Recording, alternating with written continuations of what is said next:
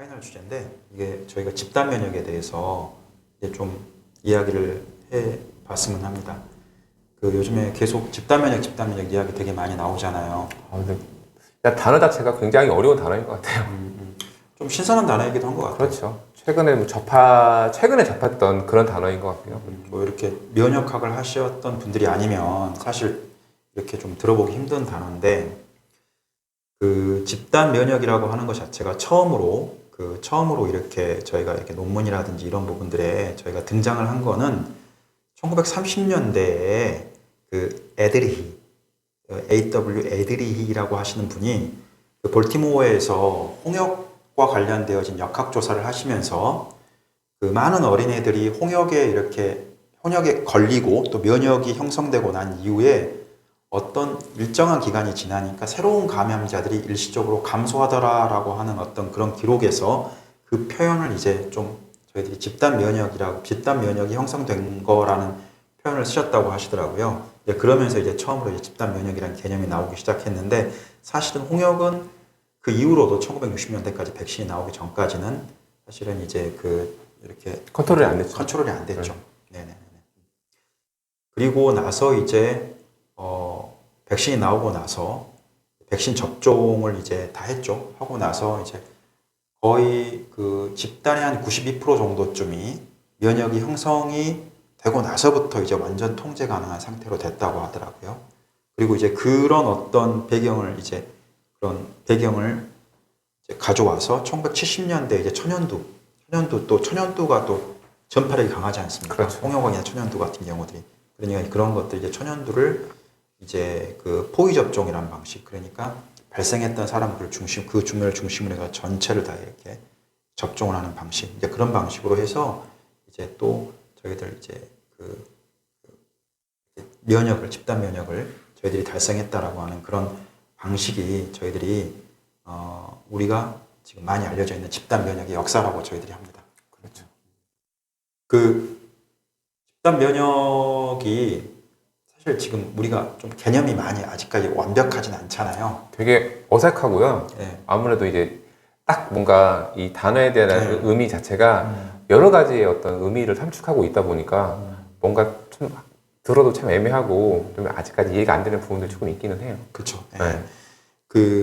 이러신 분들도 있으실 것 같아요. 뭐냐면 맞고 싶은 사람만 맞자. 또 있으신 분들도 있으실 것 같고, 그리고 또 어떤 분들은 모두 맞아야 된다. 라는 분들에 대한 의견도 있을 것 같아요. 이게. 근데 이제, 그리고 또 1차 백신 맞고 나서, 또 한 번 이렇게 또 앓고 나면은 또 2차 백신 내가 맞아야 되나, 뭐 해야 되나 해가지고 또 이렇게 안 맞으신 분도 있을 것 같고, 지금 백신이라고 하는 것 자체가 사실은 전체 국민을 대상으로 해서 이렇게 접종을 해서 이렇게 면역을 갖게 한다라고 하는 게 사실 되게 거대한 작업인 것 같아요. 그럼요. 네. 그리고 어디 가나 있으신 분들 있지 않습니까? 이게 뭐 막상 하라고 하면은 마치 거기에 그냥 싫어하는 것처럼 거기에 내가 왜 해야 되는 것처럼 그런 부분들이 있기 때문에 이 집단 면역이라는 말 자체가 어떻게 보면 굉장히 어려운 그 단계라고 보시면 될 것 그렇죠. 같고요. 네. 우리 보면은 우리 청개구리들이 많죠. 네. 저도 뭐 나름 청개구리긴 한데 이제 그런 부분들이 아무래도 이제 국가에서 컨트롤을 해야 되는 거고 그런 부분들이 이제 차근차근 올라가서 그런 부분들이 이제 제어가 돼야지만이 이제 쉽게 말하면 지금 이제 우리 코로나 19를 어느 정도 이제 종식을 시킬 수 있는 그런 과정인데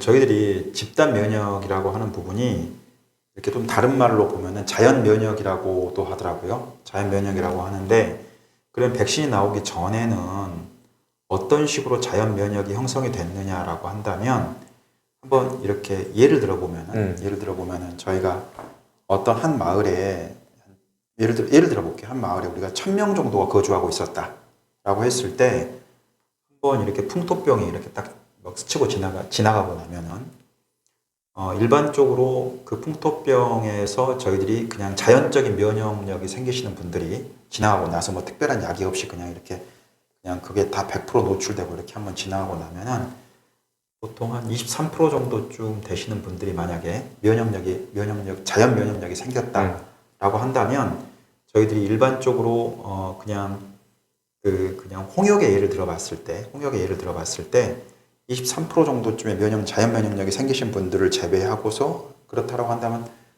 1000명 중에 23%니까 230명 정도, 네, 230명이겠네요. 230명 정도 될 거고, 그 다음에 여기서 또 이렇게 이제 자연 면역이라는 상태가 보통 그 집단의 92% 정도쯤이라고 만약에 한다면 보통 한 240명 정도쯤, 왔다 갔다 될것 240명 같은데, 정도쯤이 되실 때 집단 면역이 형성이 된다라고 이야기를, 그러니까 더 이상 이제 확 감염이 되지 않고 멈추는 상태. 그 말은 다른 말로 따지게 되면은 백신이 없는 상황에서라고 한다면 저희들이 1000명 중에서 거의 4분의 3 정도 되시는 분들이, 그러니까 이렇게 좀 사망하는 그런 상태로 이제 그렇게 되어버리거든요. 그러니까 사실은 이렇게 저희들 백신이 나오기 전 단계에서 풍토병이 한번 지나고 나면 굉장히 많은 인구가 감소하잖아요. 인구가 확 감소해 버리는데 이제 그런 식으로 이제 저희들이 이해를 하시면 될 것 같아요. 그 이제 뭐 학교 다닐 때 공부한 내용이 갑자기 생각이 나는데 그 상한론이라는 책 있지 않습니까?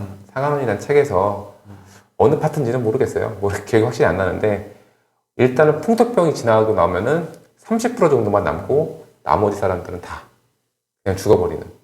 그게 그 장준경 선생의 네. 그 상한론 서문에 보면 나와 있습니다. 제 공부를 한 지가 오래돼서 네. 이 상한론이라는 게 일단은 이 한을 다루는 내용이긴 하지만은 그쵸. 더 큰 범위 내에서 이 풍토병이라니까 기본적으로 이 프로라는 의미를 조금 더 예시를 들자고 한다면은 어떤 풍토병이 지나게 되면은 거의 그 군에 있는 그 사람들의 대부분의 30% 정도만이 생존을 한다.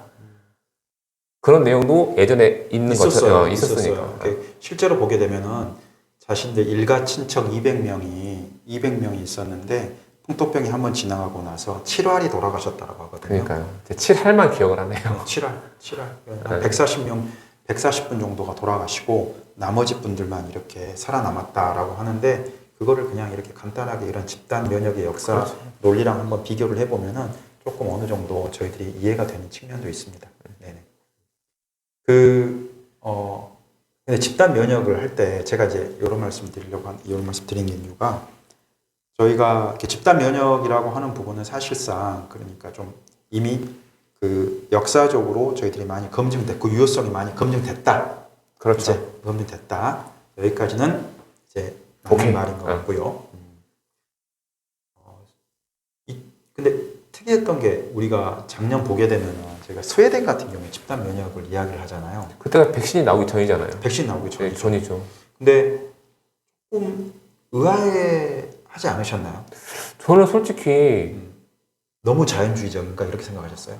그러니까 물론 이제 조금 이제 내용을 찾아보니까 그걸 이해를 하려고 일단 스웨덴의 인구 밀도라는 게 굉장히 우리가 비해서는 굉장히 인구 밀도가 높고 어떤 정부에 대한 수능도가 굉장히 높다고 하나 일단 백신 접종이 되지 않은 상태에서 이걸 어떻게 하려고 그러나 그런 좀 생각이 들었고, 일단은 결과적으로는 일단 좋지 않은 결과를 나온 걸로 알고 있긴 하거든요. 좋지 않았나요? 네. 결과가? 스웨덴의 그 집단 면역은 실패라는 내용을 실패라고 알고 있습니다. 실패라고. 네. 그 집단 면역이라는 말 자체가 사실은, 근데 집단 면역이라는 말 자체를 들었을 때, 스웨덴이 집단 면역을 실시를 했다라고 하는 말을 들었을 때 조금 저는 어떤 의미였냐면, 집단 면역이란 개념 자체를 사실 저희도 되게 생소했는데 저쪽 사람들은 이런 집단 면역에 대한 개념을 뭔가 알고 있었나라고 하는 그런 느낌도 사실 되게 많이 들었어요. 그렇죠. 네, 많이 들었고, 이 집단 면역을 통해서 그러니까 이제 우리가 이제 제일 중요하다는 걸 지금 시점에서 보니까 백신이 참 중요하다는 걸 저희가 알게 됐잖아요. 그러니까 트리거가 백신이 돼야 되는데 네, 그게 없이 그렇게 했다는 것 자체가 참. 근데 저는 이제 요 논리인데, 저희 같은 경우는 되게 봉쇄를 되게 많이 했잖아요. 단계적 봉쇄. 그러니까 최대한 뭐 정부에서도 이 사회적인 어떤 그런 거리 충격을 주지 않고서 단계적으로 이렇게 단계적인 봉쇄의 어떤 조치를 통해 가지고 이렇게 웬만하면 좀 이렇게 인간의 피해를 적게 하기 위해서 노력을 했는데 저희들이 머릿속에 남는 건 그거밖에 없는 것 같아요. 뭐냐면 거리두기 몇 단계, 몇 단계. 그 다음에 예를 들어서 뭐 마트 운영 몇 시까지 이런 개념들밖에 없던 것 같아요. 자영업자들한테는 아주 그냥 죽을 맛이었죠. 네, 9시까지만 뭐 영업 이런 거 있잖아요. 예. 그런데 자세히 생각을 해보면은 그리고 이제 그러면서 이제 뭐 이렇게 발병률과 사망률 지표가 계속해서 나오고 그런 것들을 통해서 이제 예를 들어서 뭐 그냥 발병률이 떨어지게 되면은 그냥 감염 숫자들이 떨어지게 되면은 뭔가 좀 더 안전한 지대에 들어온 것 같은 그런 느낌을 저희들이 가졌잖아요. 되게 많이. 그렇죠. 수치화되는 거니까. 예. 근데 백신에 대해서 그렇게 많이 정말 키는 백신이다. 다시 말해서 백신이 나와야지만이 뭔가 키다라고 하는 느낌에 대해서는 뭔가 본 거는 같은데 그 해결책은 백신이다라고 하는 느낌에 대해서는 그렇게 많이 우리가 느꼈었나? 못 느꼈었고, 네. 그러니까 근데 뭐든지 새로운 약에 대해서는 뭔가 이렇게 방어적인 생각으로 접근하는 게 맞다고 생각을 해요. 맞다고 생각하는데 이제 그거를 이제 보는 사람들의 관점들이 사람마다 다른 거니까. 그래서 뭐라고 말을 할 수 없겠지만은 이 중요한 그 팩터가 이제 그 백신이 된 거는 지금은 사실인 것 같아요. 아니 내가 왜 이런 생각을 하냐면 우리가 지금 아까 처음에 그런 이야기 했잖아요. 정부가 7,900만 명 7,600만 명. 7,600만 명인가요? 7,600만 명 분의 백신을 확보했다라고 했는데 지금 확보했다는 게 계약했다는 거지. 그렇죠. 들어온 게 아니에요. 우리 손아귀에 있다는 게 아니잖아요. 그렇죠. 예, 근데 이미 다른 나라들은 다른 나라들 뭐 이스라엘이라든지 뭐 이렇게 뉴질랜드 같은 이런 나라들은 지금 이미 벌써 이제 마스크 벗기 시작하고 막 이러잖아요. 근데 조금 왜 우리나라는 백신을 이렇게 좀 더 빨리 서둘러서 확보하지 못했지? 우리나라가 사실 중국이라든지 미국처럼 이렇게 숫자가 많은 나라가 아니잖아. 그렇죠. 네. 그러니까 이게 원래 보수적으로 접근하는 건 맞다고 생각을 하는데 이게 뭔가 여러 가지 이유와 이런 것들이 되게 복잡하게 얽히면서 그렇게 된 것 같고요. 일단은 아까도 말씀드린 것처럼 이런 그 코로나19에 대한 빠른 해결을 위해서는 이 백신의 접종이라는 게 이제 정말 중요한 문제가 됐다는 것은 근데 서로 다 이제 용인하는 분위기인 것 같고. 면역력. 네. 면역력이란 말은 없긴 한데. 3차 방어선에 의한 그렇죠. 면역력. 근데 지금 어젠가요? 오늘인 것 같네요. 어젠가? 이스라엘 같은 경우는 그 국민들의 90% 이상이 지금 백신을 접종이 돼서 이제 잠정적으로 동식을 선언을 했잖아요. 이제 마스크를 안 하고 다닌다고 하긴 하는데 이제 그럼에도 불구하고 중요한 거는 아직 끝나지 않았으니 끝났다고 하더라도 아직 끝나지 않았으니 거기에 대한 확실한 개인 방역 수칙을 지켜나가야 된다. 그렇죠. 지켜나가야 되는 거죠. 네. 이런 점에 대해서는 저는 조금 지금 생각해 보면은 저희가 좀 아쉬웠던 네. 부분인 것 같긴 해요. 다 끝나진 않았지만, 네. 알겠습니다.